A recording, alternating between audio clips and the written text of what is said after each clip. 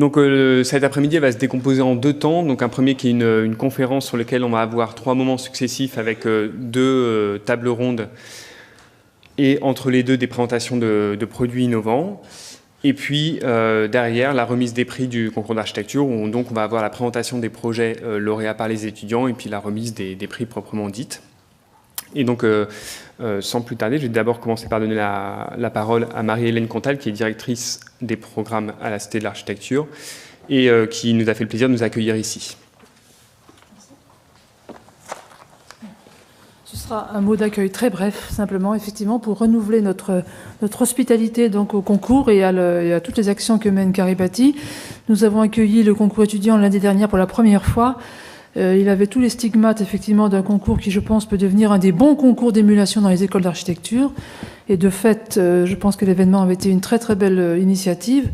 Et nous sommes aussi nous avons été également très intéressés par le fait que cette démarche de concours soit associée, en effet, à tout un travail d'observation et de développement de filières que mène Caribati et tous les partenaires de l'opération. Pour avoir observé les filières de développement durable depuis quelques années, je dois dire que je trouve la maturité dont fait preuve cette filière dans sa construction est assez intéressante. Et bon, c'est peut-être le prix de l'expérience des autres, je ne sais pas, entre autres. Voilà. Donc, je vous souhaite bienvenue aux étudiants, aux enseignants, aux entrepreneurs, à tous les partenaires et à tous les convaincus de cette filière. Et je vous souhaite une bonne après-midi. Merci.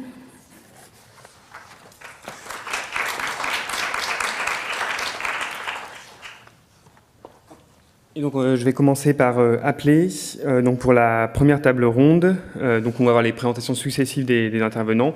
Et donc, pour commencer, pour introduire finalement cet après-midi, Madame Doris Niklos, donc du Commissariat général au développement durable.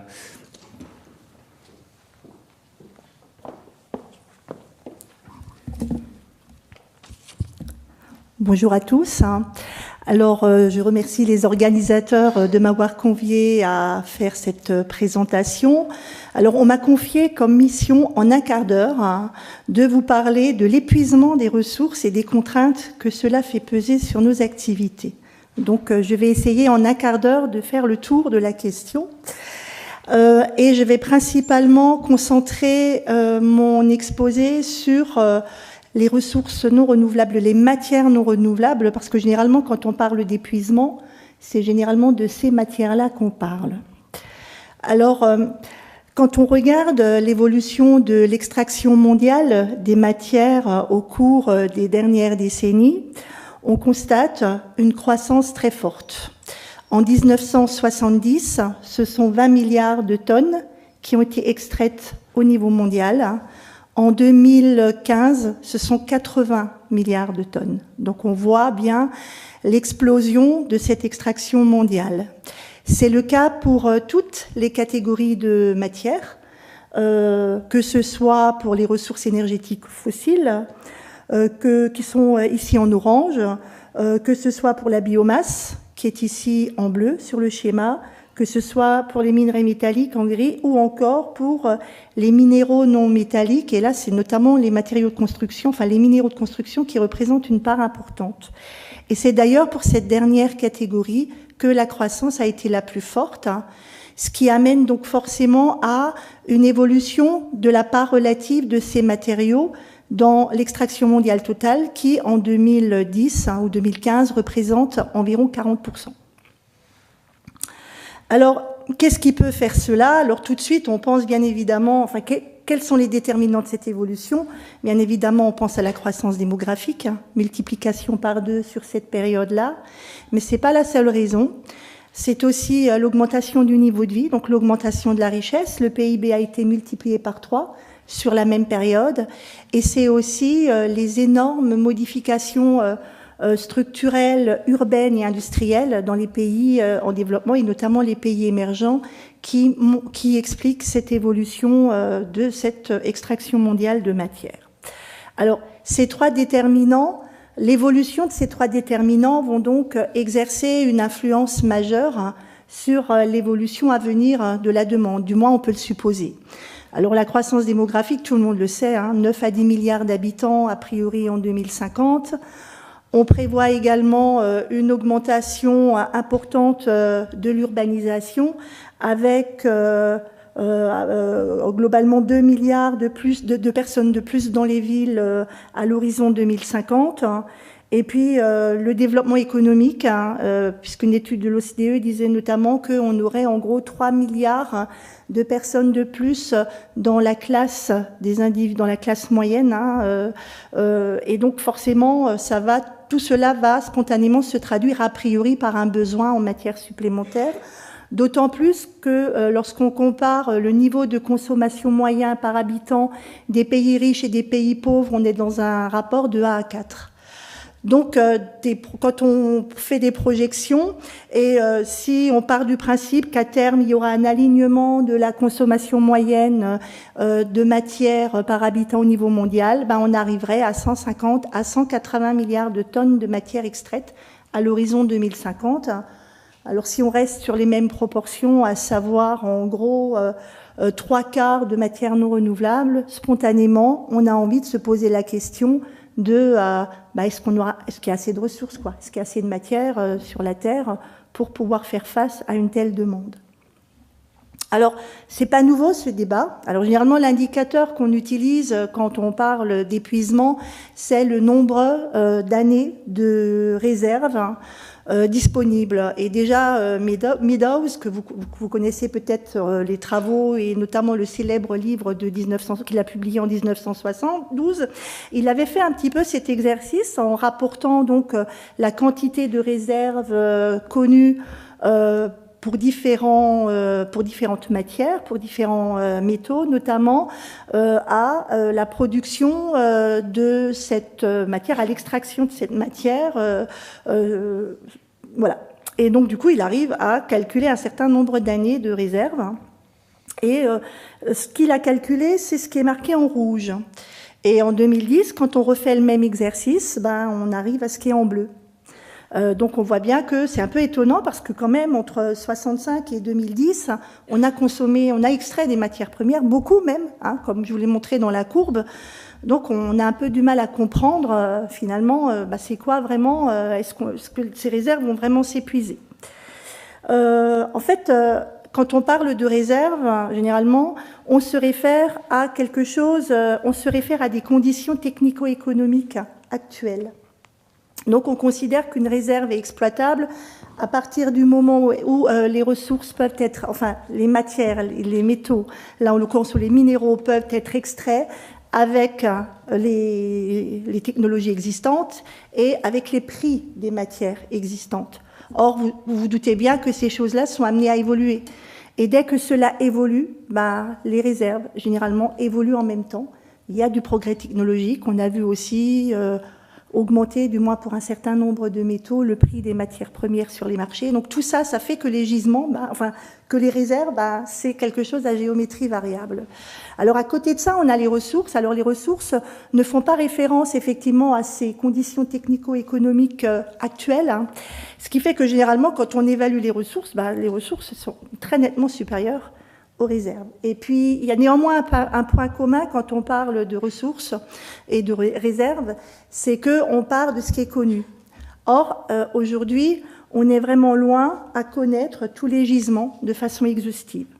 Donc, clairement, quand on parle d'épuisement, et souvent, généralement, on parle d'épuisement physique, mais en fait, c'est un débat sans fin, parce que il y a tellement d'incertitudes, puis quand on voit comment ça a évolué, finalement, on n'est pas sûr que finalement l'épuisement physique, ça soit pour demain, ni même au milieu du XXIe siècle, voire encore peut-être même pour des centaines d'années, parce qu'on a de loin pas tout exploré. Alors, est-ce que ça veut dire pour autant qu'il n'y a pas de problème? Non, vraiment pas.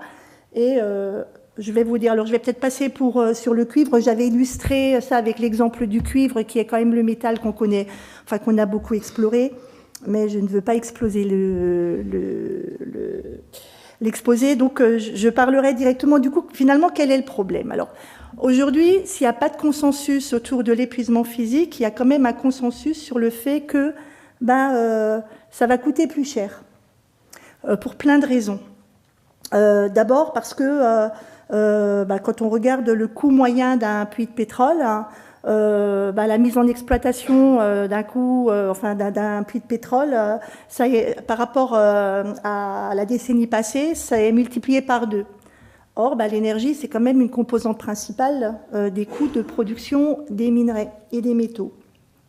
Ensuite, un excellent travail de l'Institut McKinsey sur la révolution des ressources essaie de chiffrer quels vont être les investissements qui seront nécessaires si on veut couvrir les besoins. Alors, le périmètre est un peu différent. Ils parlent du pétrole, ils incluent le pétrole, ils incluent l'acier, qui est de loin le métal sans doute le plus consommé.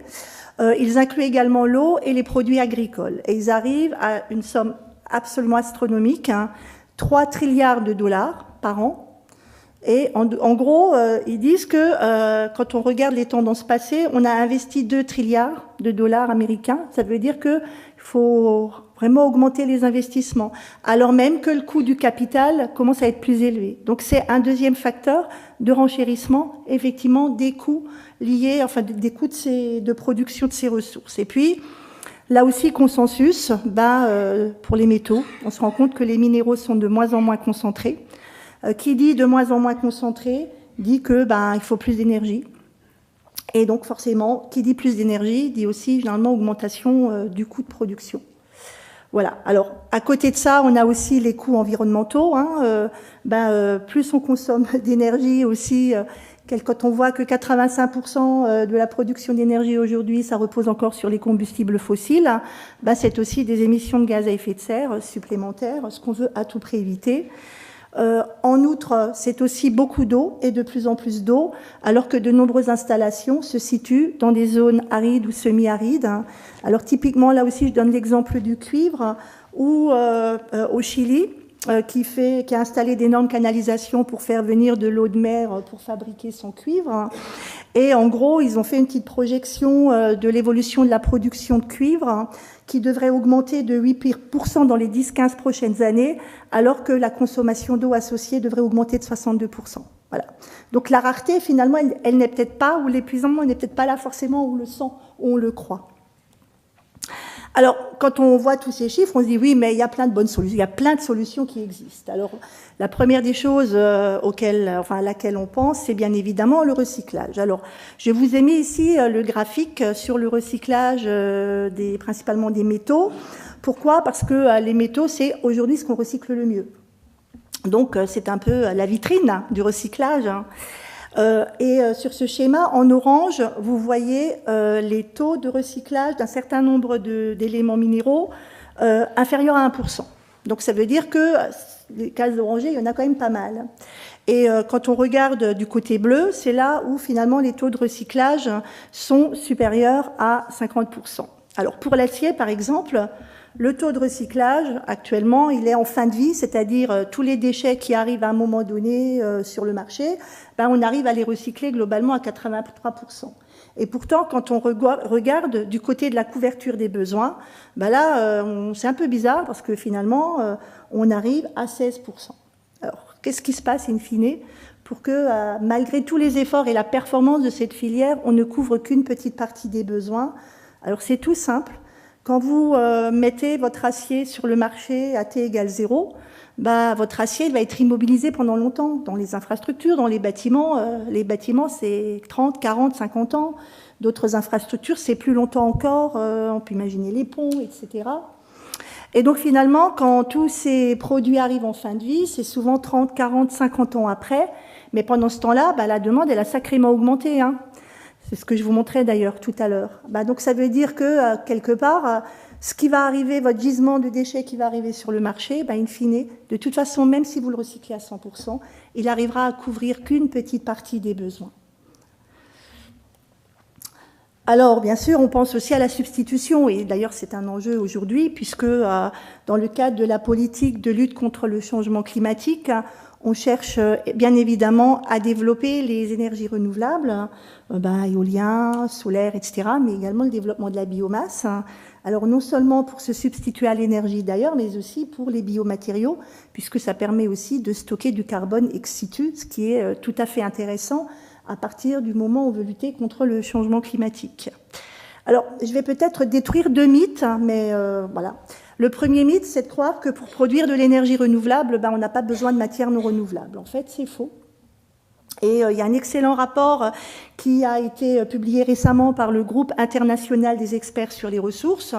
Alors, le GIER, qui est un peu l'équivalent du GIEC, mais pour les ressources, qui est un peu moins connu quand même, mais qui donc fait d'excellents travaux. Et ils ont notamment essayé d'évaluer, selon une logique analyse cycle de vie, un certain nombre de filières d'énergie, de production d'électricité, pour être précis.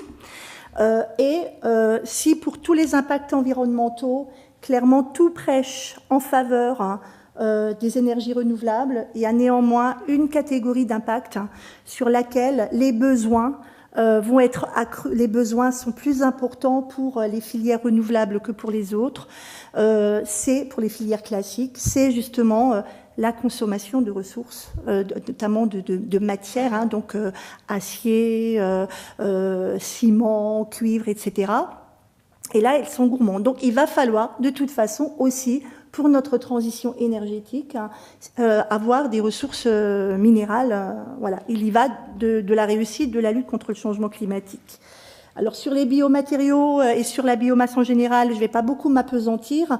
Mon seul message, ce serait peut-être de dire que oui, c'est clairement le recyclage aussi, c'est une filière, il faut y aller, il ne faut pas se poser de questions. Les biomatériaux, c'est pareil, en particulier quand ils s'inscrivent dans le cadre effectivement de la durabilité, ou de la soutenabilité. Il ne faut pas hésiter, mais croire que recycler et substituer par de la biomasse va arriver à réduire de façon conséquente et importante et substantielle nos besoins en ressources minérales, je pense que c'est un mythe.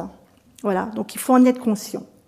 Alors, finalement, mon message, c'est quoi ?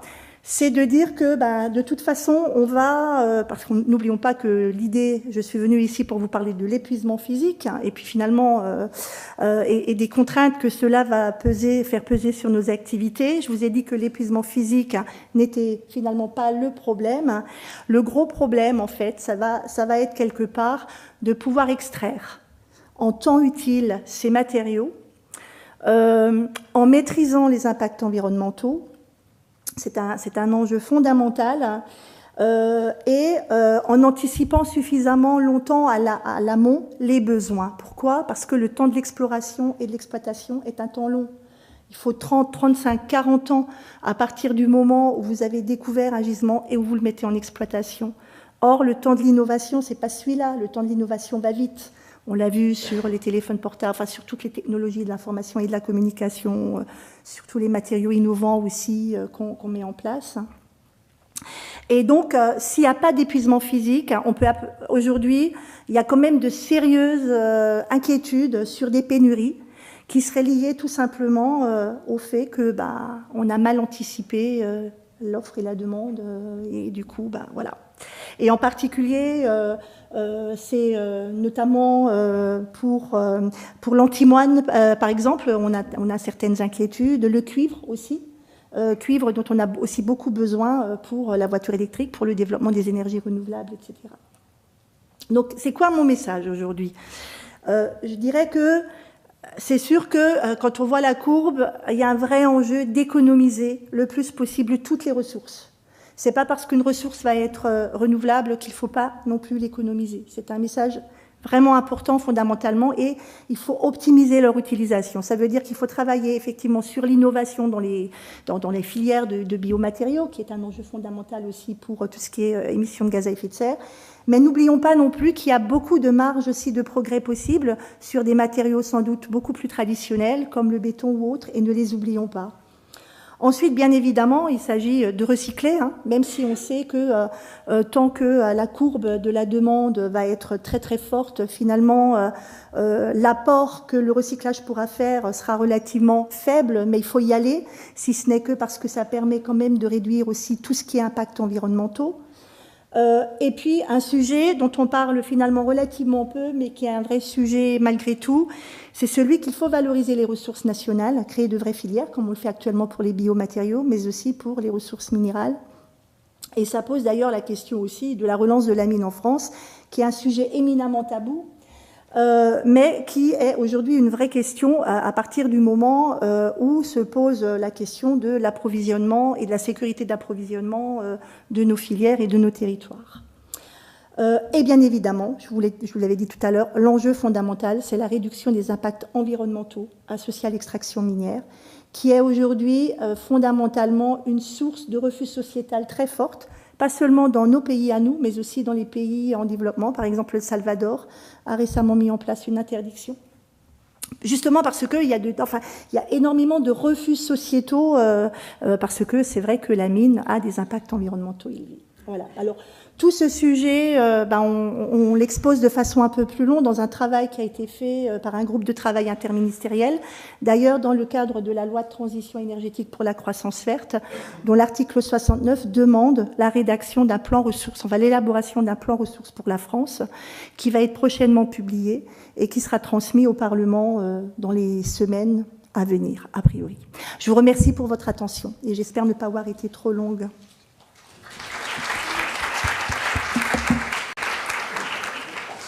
Merci beaucoup, Madame Nicot. Vous pouvez vous asseoir, oui, merci beaucoup. Alors, c'est vrai qu'on invite des personnes qu'on connaît bien, puisque le CGDD, votre commissariat avait très tôt parlé déjà de l'intégration des biomatériaux dans la construction, avec des objectifs qui étaient affichés dans un précédent rapport, qui date d'il y a quelques années, qui visait 10% de taux d'incorporation. Et puis juste après vous, donc on va passer finalement à l'échelon supérieur qui est la conception des produits du bâtiment. Et là, on va inviter une autre personne qu'on connaît très bien, qui est Daovon Srivabong de Matabase, et qui est également la Green Tech Verte, donc l'incubateur du ministère de l'Environnement avec nous. Daovon, pareil, 15 minutes. Merci beaucoup Florian de m'avoir invité. Donc moi, je vais aborder le sujet de manière plus générale sur l'éco-conception au service des produits du bâtiment, et par le biais des solutions que Matabase a développées depuis 4 ans. Donc, je représente la société qui agit à la diminution de l'impact environnemental du secteur du BTP à travers l'utilisation de 2 ressources, donc, qui sont les 2 filières qui ont été abordées, donc la filière des matériaux biosourcés et également la filière des matériaux issus du recyclage, donc issus de déconstruction ou de démantèlement en vue d'être recyclés, réemployés ou réutilisés. Donc, l'origine de Matabase il y a 4 ans, c'est une collaboration avec un ingénieur et surtout beaucoup de questions sur déjà qu'est-ce qu'un écomatériau. Au-delà, là je vais sortir un petit peu des matériaux biosourcés puisque on aborde chez Matabase le secteur non pas que de la construction mais aussi de l'industrie. Donc, beaucoup de questions se sont posées à la fin de nos études, et à savoir d'où viennent les matières premières, comment on les fabrique, comment on les met en œuvre. Est-ce que les fournisseurs ne nous font pas du greenwashing à nous vendre à tout va des écomatériaux? Enfin bref, voilà. Je passe la slide. Et donc du coup, on s'est dit avec Thomas, l'ingénieur, on va aller faire un sourcing et aller à la rencontre de plein de fournisseurs en Europe. Et on s'est rendu compte d'une richesse, effectivement, des innovations en termes de matériaux, que beaucoup de fournisseurs innovent continuellement pour essayer de répondre à la demande du secteur. Et au final, voilà, on s'est rendu compte qu'on avait amassé énormément de références et d'écomatériaux qui sont pour des applications diverses, qui ont de nature très diverses aussi, qui peuvent être à la fois soit naturelles ou recyclés, soit conventionnels et traditionnels, ou alors très innovants, voire même des innovations de rupture. Et notre profonde conviction avec Thomas, c'était d'essayer de trouver des solutions concrètes en vue de diffuser au plus grand nombre ces solutions, donc ces matériaux. Donc, on s'est dit que la meilleure des solutions pour nous était de construire des matériothèques. Donc, non pas une matériothèque physique telle un showroom dans lequel il faut se déplacer pour consulter les matériaux, mais plus donc une sélection très qualitative des matériaux que nous avons sourcés à travers des boîtes. Voilà, ça se présente comme des mallettes de matériothèque. Et j'en ai ramené une ici. Voilà, je vous montre juste quelques petites secondes comme ça. Donc ça se présente sous 3... Mais je crois que... Non, mais ça ira, merci. Ok, il y a 3 mallettes, donc 3 secteurs d'application principales qui sont celle-ci est pour l'aménagement, Il y a aussi l'éco-construction et le design. Mais ce qu'il faut savoir, c'est par exemple, un matériau issu dans la boîte d'éco-construction peut très bien être appliqué à l'aménagement et vice-versa pour le design également. Donc l'objectif, merci Florian, était de fournir un panel très varié, donc de différentes natures de matériaux. Là, encore une fois, il y a à la fois des matériaux pétrosourcés également, en vue d'être recyclés, où les fournisseurs ont fait l'effort d'installer une filière de recyclabilité de leurs produits, des matériaux, un panel varié également pour différentes applications. Donc, il peut y avoir à la fois des matériaux pour du revêtement, pour l'industrie textile, du composite, des matériaux de seconde œuvre aussi, principalement. Et donc voilà, là vous voyez la photo des trois boîtes ouvertes. Et pour la petite anecdote, bien sûr, on ne fait pas que insérer ces mallettes pédagogiques dans des écoles. On a fait en parallèle donc, un cycle de formation qu'on a débuté dans des lycées d'art appliqué. Et pour la petite anecdote, donc j'aime beaucoup cette photo parce qu'elle date déjà d'il y a 2 ans. C'était notre première on va dire, conférence sur ces Matabox, ces matériothèques. Et à la fin de ces 1h30 de petites histoires sur tous les matériaux qu'on avait sourcés et des questions-réponses des étudiants, tous les étudiants à la fin se sont rués sur l'inbox et ont pris des échantillons qui ressemblaient à des bouts de bois et se sont dit mais c'est extraordinaire. Enfin, tout ça pour dire que je pense que la mission que j'ai eue envers l'enseignement était un petit peu de rendre les matériaux un peu plus sexy. Et donc ces matériothèques sont présentes dans une 50aine de centres de formation pour professionnels ou étudiants. Donc, deuxième solution, en vue de diffuser librement le savoir sur ces écomatériaux et le sourcing qu'on a effectué, on a créé une base de données. Donc, anciennement, matabase.fr était une base de données open source de ces matériaux. Et là, vous avez donc un screenshot de la base. Mais aujourd'hui, on se rend compte d'une chose, c'est que c'est bien beau d'avoir diffusé librement ces ressources, mais l'enjeu n'est-il pas de rendre accessibles encore plus ces matériaux, à savoir de les acheter, donc d'offrir une solution de marketplace, puisque aujourd'hui, matabase.fr est devenue donc une place de marché où on peut vendre et acheter à la fois les 2 types de matériaux, donc des produits neufs, donc issus de la filière biosourcée, ou des produits d'occasion, issus de déconstruction, de démantèlement, voire même d'invendus de stock inactifs, de surplus de commandes. Voilà. Donc on tente ce pari-là de encore plus rendre accessibles ces matériaux via cette plateforme et aussi à travers une expérience utilisateur qui ressemblerait beaucoup à ce qu'on voit aujourd'hui, type plateforme collaborative, Airbnb et autres, puisque, voilà, on est sur un pari. Beaucoup de partenaires se manifestent également, beaucoup de grands comptes dans la construction créent leur propre plateforme également. Et nous, en tant que start-up, voilà, on s'est dit que le volet marketplace pouvait être un beau défi à relever. Donc la marketplace également. Et 3e volet de Matabase, qui est plus donc un service que nous avons développé. On est à même de faire de la prescription aujourd'hui dans le BTP et plus particulièrement dans l'aménagement. Et là, vous avez une photo, par exemple, d'un chantier qui est la Maison des Canaux, pour lequel nous avons été prescripteurs sur des solutions matériaux. Et ce qui a été intéressant dans ce chantier, c'est qu'on avait à la fois les 2 volets. Donc, on pouvait à la fois choisir soit des matériaux biosourcés ou des matériaux d'occasion. Donc, puisqu'on est là sur, en plus, la maison qui représente l'économie sociale et solidaire de la ville de Paris. On fait également du développement de produits éco-conçus pour différentes entreprises. Donc, pour synthétiser, donc on a une offre marketplace, une offre de conseil et d'expertise en prescription et l'outil Matabox que je vous ai présenté.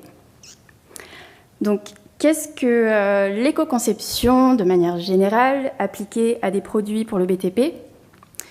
C'est un peu une question difficile à répondre et je préfère ne pas vous donner une définition claire puisque j'estime avoir une expérience qui est plus qui est venue de beaucoup de questionnements. Et aujourd'hui, je ne pense pas qu'il y ait de définition très officielle sur ce qu'est un écomatériau ou autre, voire même, je pense qu'il y a débat.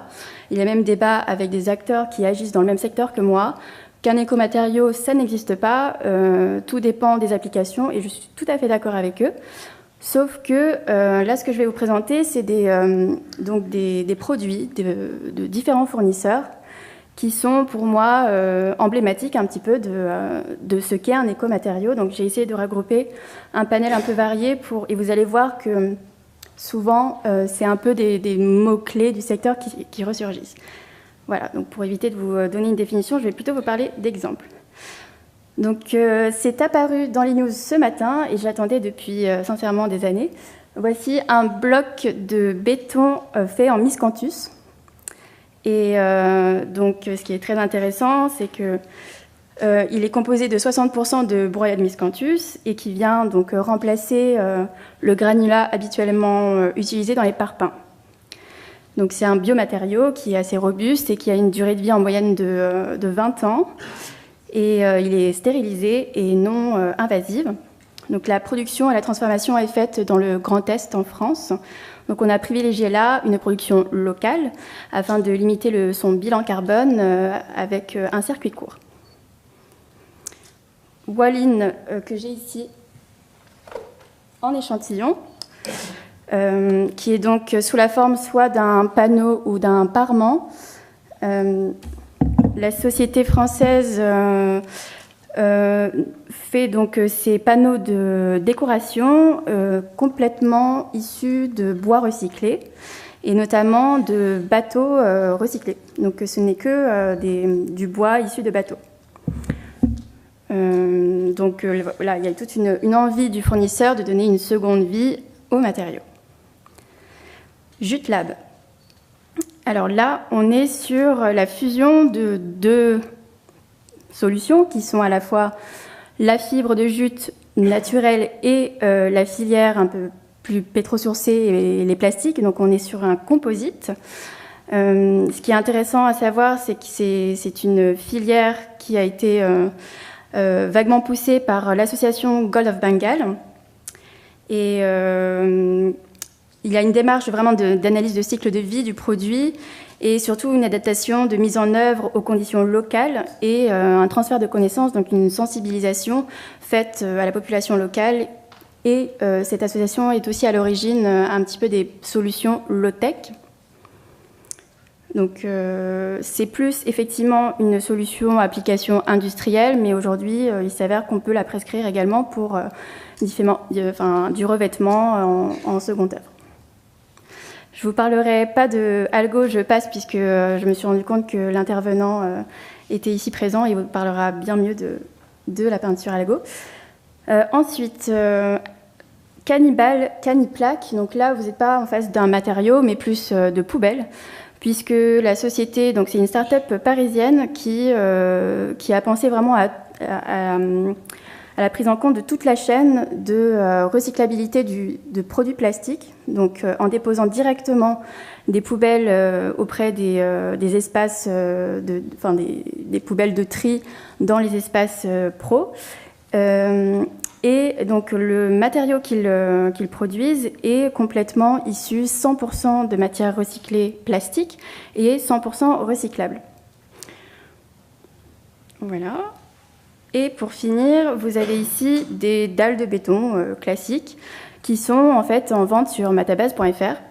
Et là, c'est pour aborder le sujet plus des matériaux issus de déconstruction, qui est très intéressant sur le fait que est-ce qu'un écomatériau est forcément un matériau manufacturé ? Non. Pourquoi laisser pour compte tous les matériaux qui sont déjà présents sur les chantiers et qui ne demandent qu'à avoir une seconde vie ? Donc, c'est pour ça que je vous ai mis ce petit exemple. Donc voilà, je vous ai un petit peu rassemblé les mots-clés qui sont apparus et qui, pour moi, englobent un petit peu la définition de ce qu'est un écomatériau, qu'est-ce que l'éco-conception à travers justement l'utilisation de ces matériaux-là. Et donc pour éviter justement d'être assez convaincu d'une définition ferme de ce qu'est un écomatériau. Voilà, je pense que c'est plus des solutions disparates à travers vraiment toute l'Europe. Chaque pays a ses propres aussi filières plus mises en avant. Ou... En tout cas, moi, je suis toujours dans le questionnement et je trouve que dans cette filière qui est très en plein essor et émergente, il faut toujours, je pense, adapter une vision d'expérimentation ou voire d'investigation sur le sujet. Et notamment, je vous invite à aller voir une exposition qui vient de sortir, qui est la première exposition sur l'éco-conception, qui termine donc le 25 octobre à la Galerie du Villa, et qui expose une trentaine de solutions éco-innovantes, dont plus orientées mobilier. Donc, c'est 30 designers qui ont planché sur des éco-produits.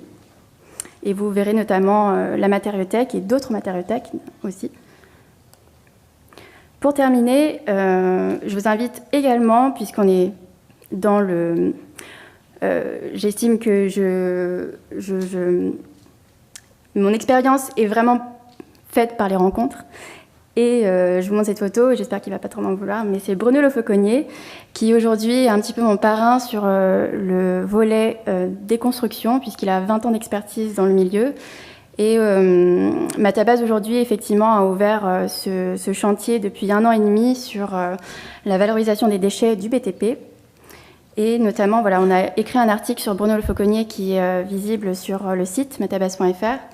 Et voilà, on se rend compte que l'enjeu aujourd'hui, et si j'avais un petit peu une conviction et surtout une envie, c'est d'agir dans l'enseignement, qu'il y a des nouveaux métiers qui sont en train de naître et qu'il manque peut-être d'expertise comme Bruno Le Fauconnier, qui lui œuvre aussi dans l'enseignement, pour voir émerger des solutions innovantes par la nouvelle génération, puisque c'est finalement eux qui vont potentiellement changer la donne. Et puis, de toute façon, vous êtes, je pense, au courant que la loi de transition énergétique prévoit qu'à horizon 2020, il y ait 70% des déchets du BTP qui soient valorisés et à minima 50 à 60% des matériaux issus de réemploi, de la réutilisation et du recyclage à intégrer dans les chantiers. Donc, merci beaucoup.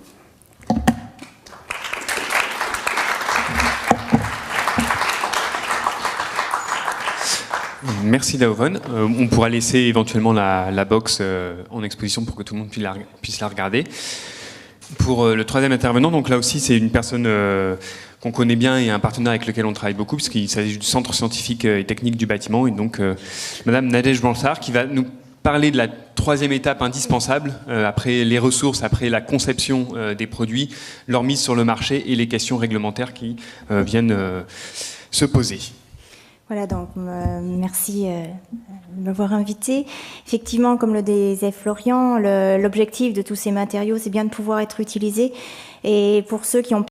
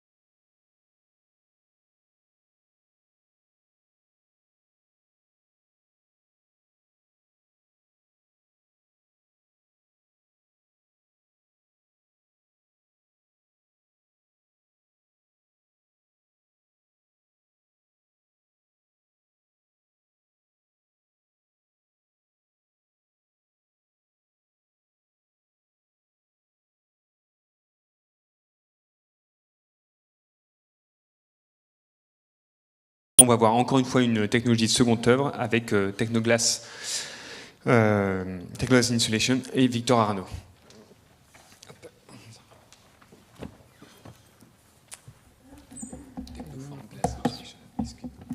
Technoform Glass Insulation, je me suis trompé. Merci.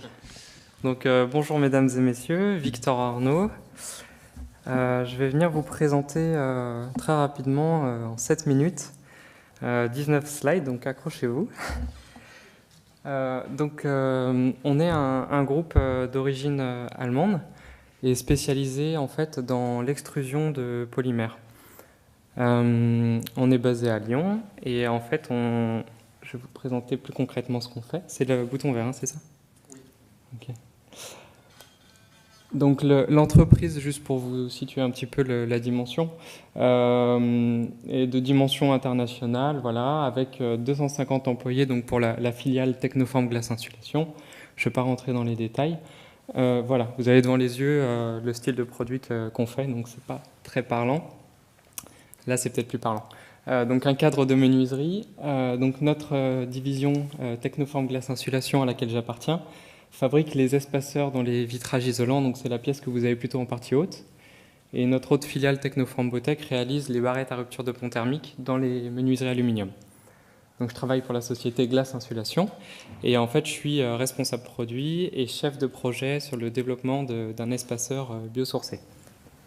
Voilà ce que c'est un espaceur et en l'occurrence un espaceur Warm Edge, le produit qu'on fabrique.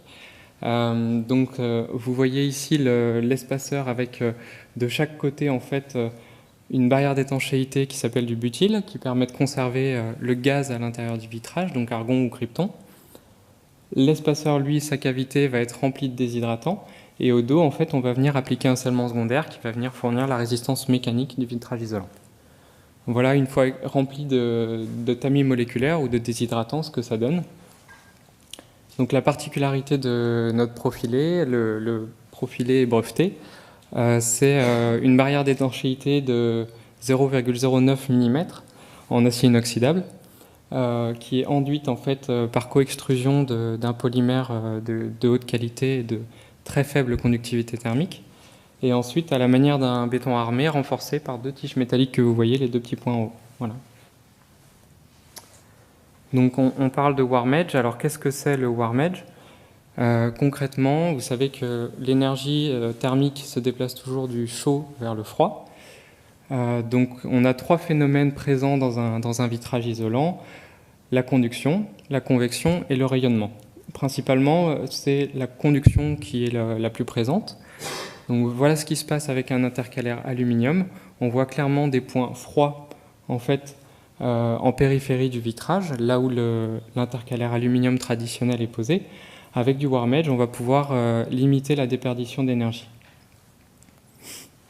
Le terme Warm Edge est défini par une norme.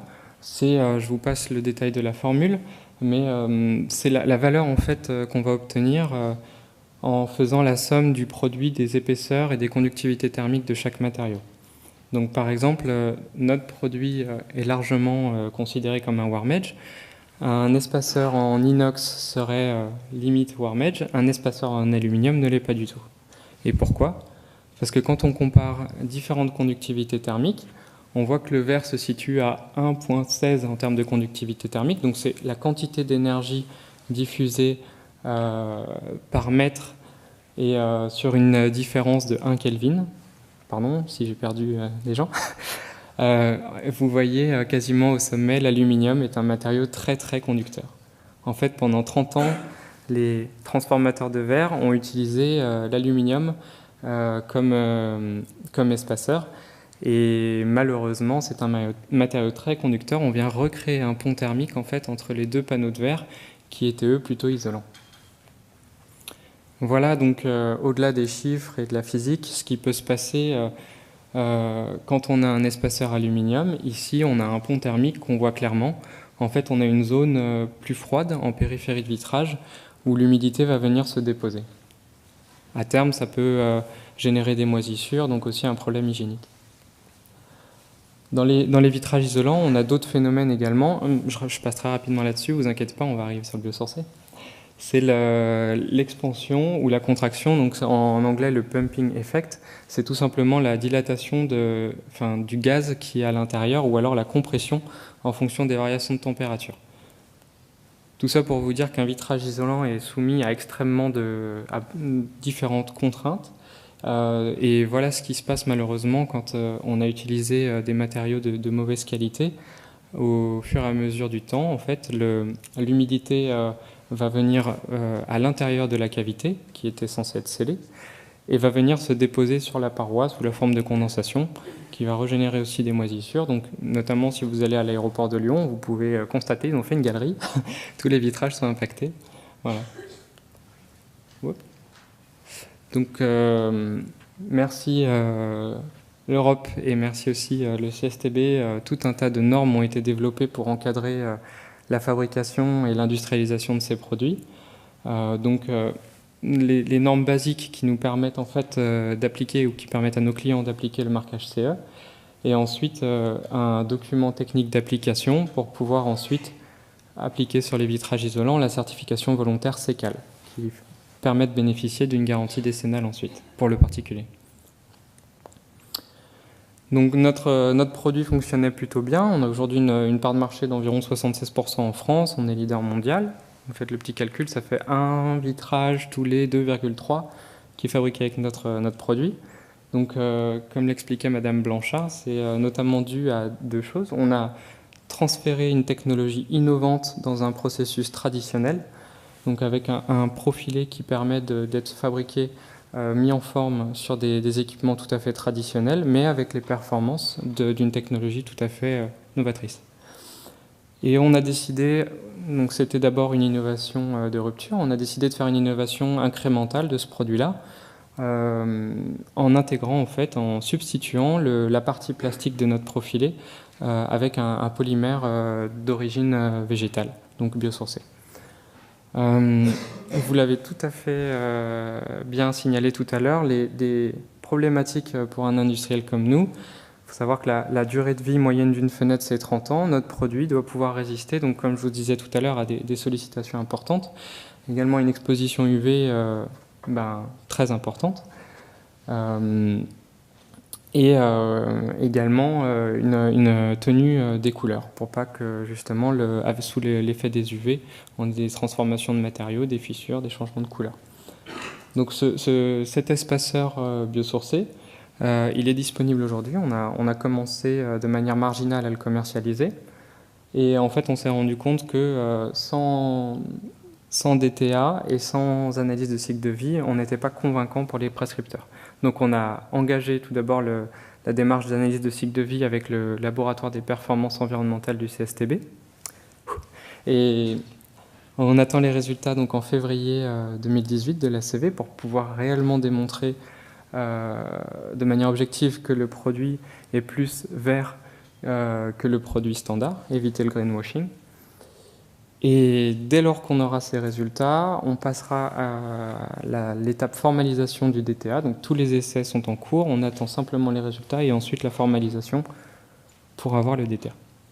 Ce produit, donc j'ai mis les labels en dessous, c'est toujours un petit peu ambigu. Le label E+C- notamment, c'est assez nouveau. On essaye d'expliquer en fait aux prescripteurs que en substituant un espaceur traditionnel par cet espaceur Warm Edge, c'est 2000 tonnes de plastique chaque année qui peuvent être remplacées par un plastique biosourcé, uniquement à notre échelle, nous, de fabricants industriels. Si vous imaginez les bâtiments avec la RT 2020, c'est des surfaces vitrées toujours plus grandes, donc en fait encore plus de place pour ce genre de produit. Dans les démarches, dans les autres certifications des bâtiments, LEED, BREEAM, DGNB, etc., on a des matrices dans lesquelles on vient concrètement noter et notamment évaluer la présence de matériaux biosourcés dans le bâtiment. Donc on va aussi jouer sur ce facteur-là. Donc pour l'instant, on n'a fait que des essais internes, des simulations internes, et on arrive en fait à une réduction de l'empreinte CO2 de 62%.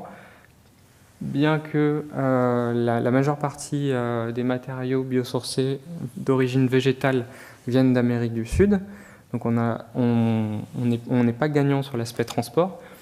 Les plantes, lors de leur croissance, en fait, vont venir capter du CO2.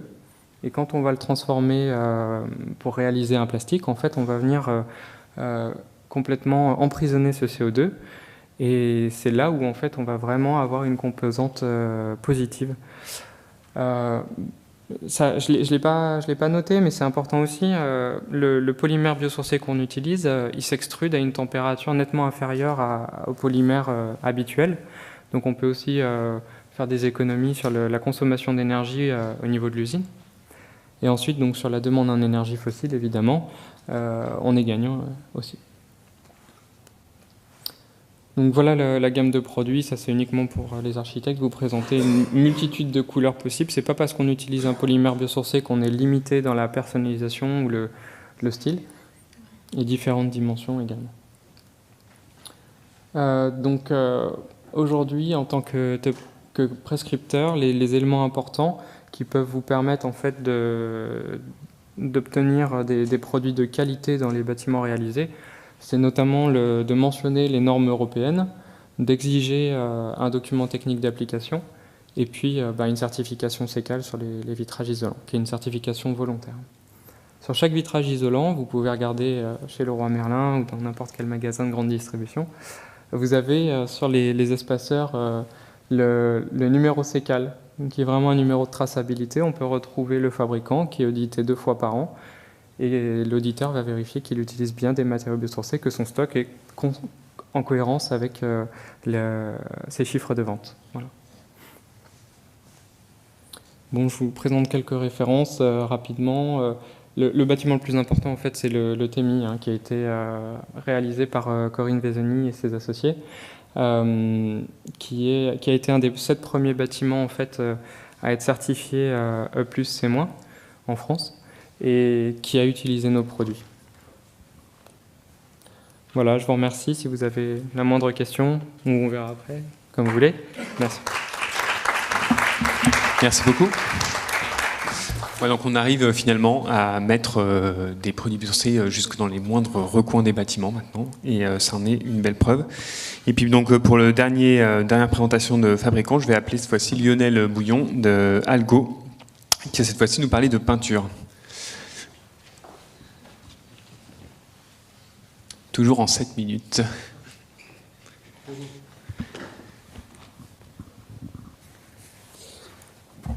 Bonjour à toutes et bonjour à tous. Donc, je vais déjà commencer par me présenter. Donc, je m'appelle Lionel Bouillon, je suis le fondateur de la jeune entreprise innovante qui est la société Algo Paint. Et on a mis au point aujourd'hui la première peinture écologique à base d'algues.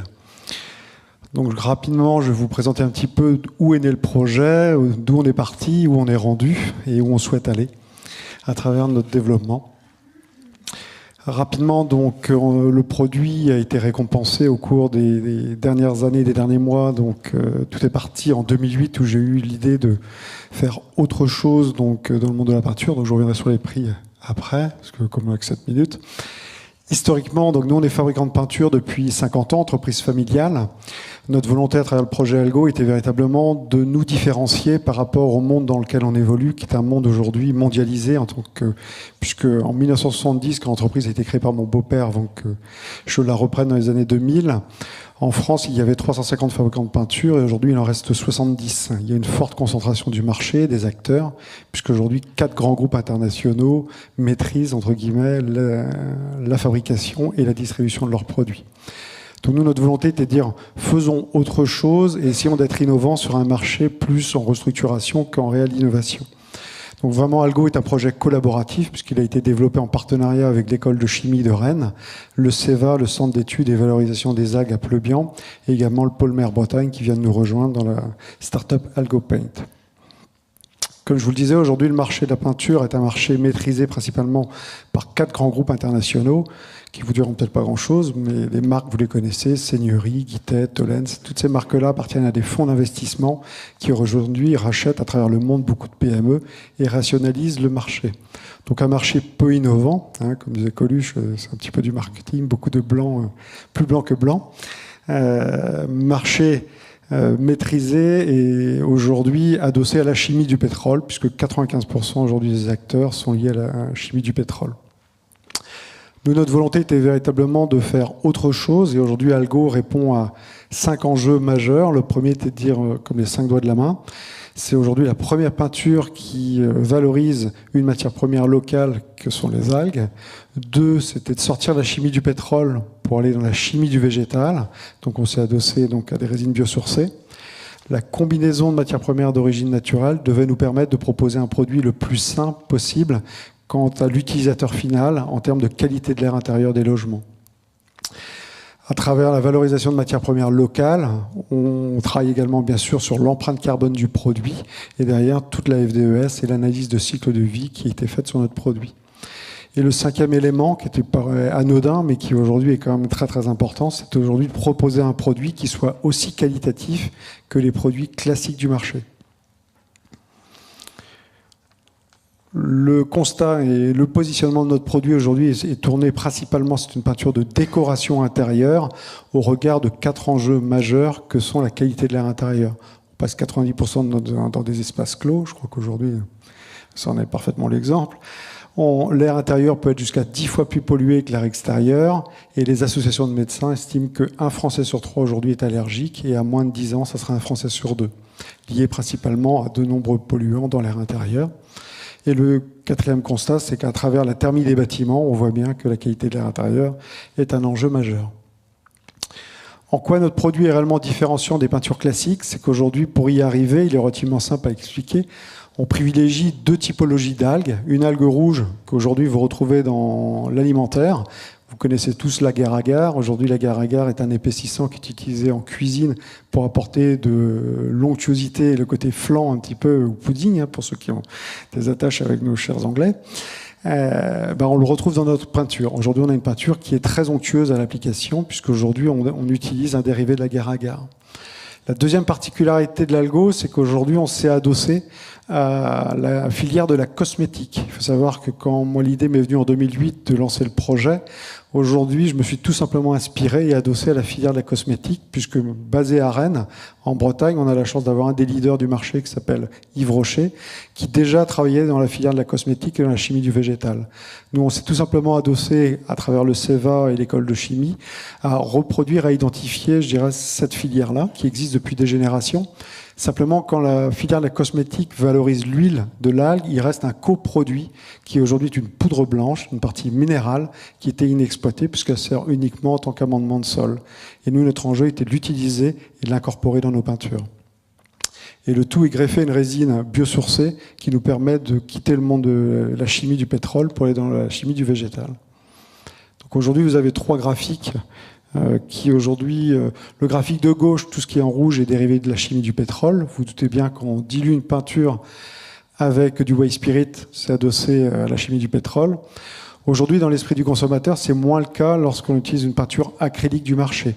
Même les peintures dépolluantes aujourd'hui, que l'on voit classiquement sur le marché, sont principalement adossées à la chimie du pétrole, puisque les liants sont dérivés de tout ce qui est pétrochimique.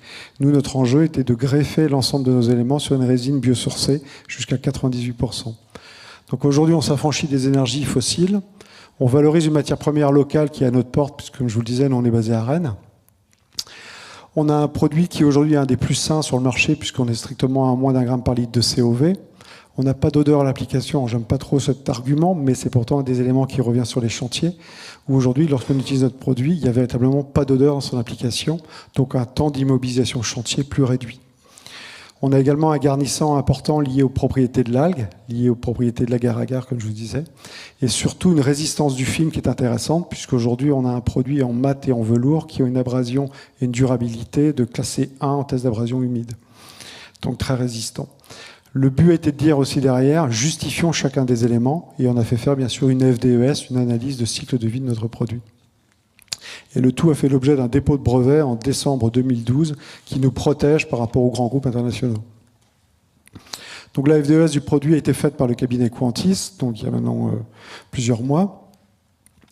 On a également travaillé sur toute la qualité de l'air intérieur, concernant bien sûr le fameux petit pictogramme A+, mais comme le petit pictogramme A+, n'est pas suffisamment différenciant pour nous, on a été travaillé en main dans la main avec l'écolabel européen et surtout Eurofin pour justifier la différenciation de notre produit. Et aujourd'hui, vous voyez, pour avoir le A+, il faut être à moins de 1000 microgrammes de mètre cube dans l'air, et aujourd'hui, nous, on est à moins de 91 microgrammes de mètre cube dans l'air. Donc on est vraiment A++, si on pouvait être classifié. On a travaillé également sur l'emballage, puisqu'on a travaillé également sur un emballage fabriqué à partir de matières premières recyclées quant à l'utilisation et quant au conditionnement aussi, puisqu'on est sur des 10 litres et non pas des 12 ou 15 litres en termes de manipulabilité de produit. Donc vraiment un produit sain pour un habitat sain. On s'inscrit dans bien sûr les démarches haute qualité environnementale, un mat, un velours et un satin qui aujourd'hui apportent les mêmes résistances en termes de durabilité, de facilité de mise en œuvre que les peintures classiques, un haut pouvoir couvrant, et également une applicabilité en frais sur frais. Donc en frais sur frais, ce que l'on entend dans notre jargon, c'est la possibilité de redoubler très très rapidement le produit sans attendre au minimum 24 heures, parce que souvent dans les peintures acryliques du marché, le professionnel doit s'y soumettre. Et un rendement au mètre carré de 12 mètres carrés au litre, qui aujourd'hui est un très bon rendement. Pour clore, aujourd'hui, Algo et la jeune entreprise a été créée le 30 juin 2015, donc on est une jeune start-up, une jeune entreprise innovante. Aujourd'hui, on a deux segments sur lesquels on se positionne. On a la gamme Algo Déco qui a commencé à être distribuée auprès des grandes enseignes de bricolage, entre autres Leroy Merlin, qui est en phase de déploiement national sur 2018. Et on vient de lancer il y a maintenant 3 mois la gamme Algo Pro sur le territoire national auprès de notre partenaire Théolor, qui aujourd'hui équipe 325 machines à teinter, donc un large panel de teintes avec un nuancier spécifique lié à la profession. Alors après, je peux vous en parler des heures, hein.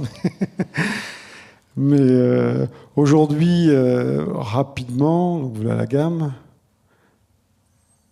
marché professionnel. Donc c'est Théolor aujourd'hui qui nous représente sur tout le territoire national. Aujourd'hui, on mène un travail de prescription également sur la petite enfance, là où véritablement aujourd'hui notre enjeu, notre produit a toute sa place. Et notre volonté d'accompagner notre démarche par des applicateurs agréés. Le but, c'est d'apporter également une garantie quant à la pose et la mise en œuvre de notre produit. Quelques références chantiers aussi, je sais vite, voilà, parce que le temps est compté. Le chez NC à Cognac, qu'on vient de terminer l'été dernier, 50 000 m², les magasins Biocop, différents partenaires publics et privés qui aujourd'hui nous ont accompagnés, nous accompagnent. Voilà. Merci beaucoup.